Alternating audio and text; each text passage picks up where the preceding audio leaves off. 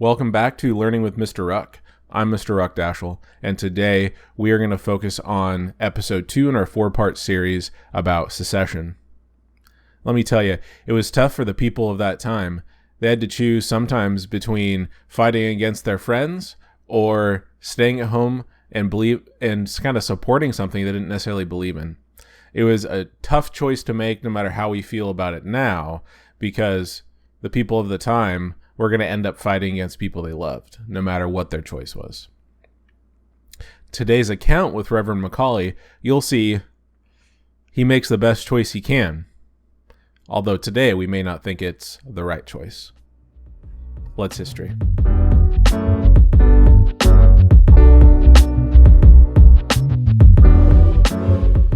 Okay, so Reverend T.H. Macaulay is a minister at a local church, Cleveland, Tennessee, and you're going to see in his account of what happens that they've got some really complex ideas in their town, and it's going to be a real challenge for him trying to figure out what he truly believes in. Now, here's his account that follows. During the winter of 1860 and 1861, there was a time of great political ferment, as in people were upset politically.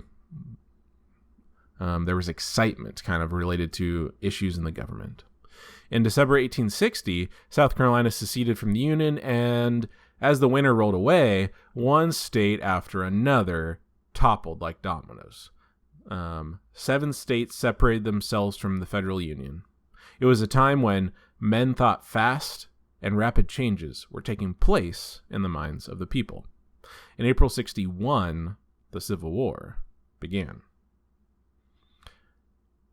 I could not approve of secession, he says. I did not believe in the doctrine. I did not believe that any state, when aggrieved, or they have trouble caused for them, I did not believe when any state aggrieved, they had the right to secede. So he doesn't think that states should be able to secede. My judgment was that the whole movement for a separate and independent government here in the South was a blunder and a mistake. My sympathies were with the South. So, pause. He's saying they should not secede. It's a mistake. There should not be a separate government in the South. But he says then, however, he sympathizes, he feels for the South. His emotions are with the South because they're his people. This was my home.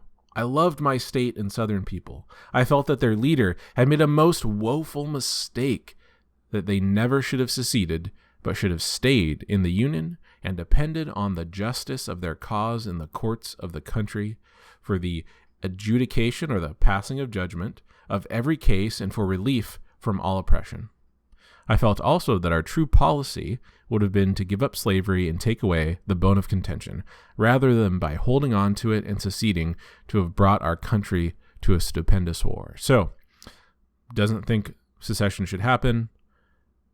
He thinks that we should go through the Union to file our grievances, but truly the best way to resolve this is by giving up slavery, because he does not believe it's the moral thing to have. We should not have slavery, he thinks. So what happens with Reverend Macaulay is he ends up kind of choosing the middle, which everybody hates. He's mocked and jeered and given a really hard time in his community, because if you believe in secession, you do not like his decision. If you believe in sticking with the Union, you do not like his decision. Everyone, because this is such a divided time, thinks you should have to choose one way or the other. Interesting. I think that there are probably some people who feel a little bit similarly to him, Reverend Macaulay, nowadays, with our country being so divided, one side or the other.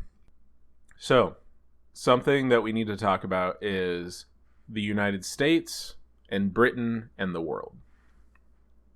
The African slave trade was, I don't know how to describe it, very present throughout the world.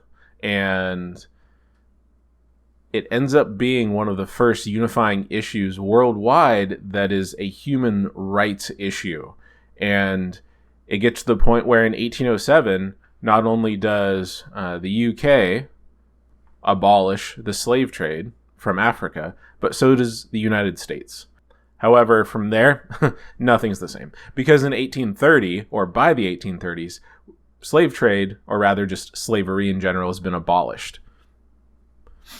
It's been abolished and gotten rid of in the United Kingdom.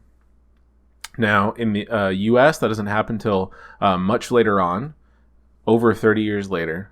And it takes a nasty civil war to make that happen, which is one of the reasons our country is still so divided, because we had to do this with the great loss of life. Now, in our country in particular, it's unique in that the slave trade was actually something that a lot of states were in favor of abolishing, because we had a self-perpetuating population of slaves.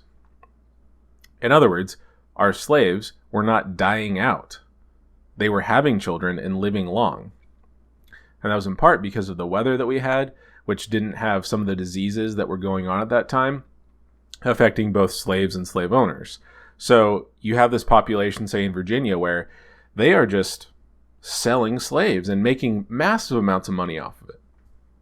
And in their eyes, they go, hey, why do we need to bring in slaves? That means other people can get them for cheaper. We'll just make lots of money off this. So they have a slave trade going on in our country, within our country, that is not outlawed now by this abolishing of the African slave trade.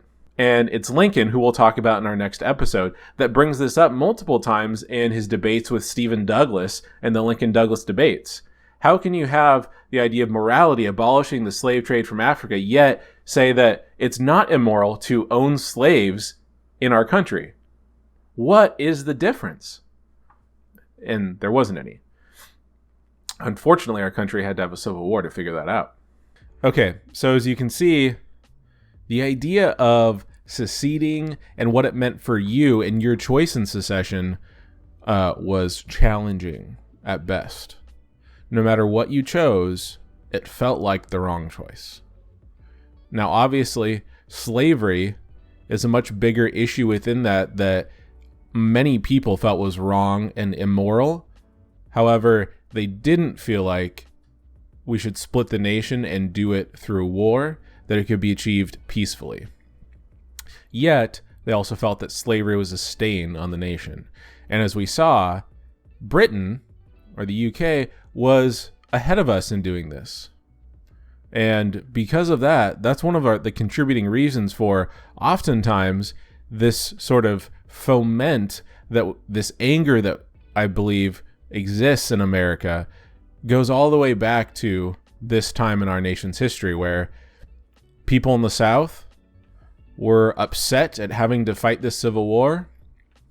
And looking back now, we kind of go, why did you use the economy and states' rights as some sort of crutch to say that, yeah, we can own people, which is terrible, when our brother nation that we had split off from had changed this and had made sure that this wasn't the case 30 years prior to this.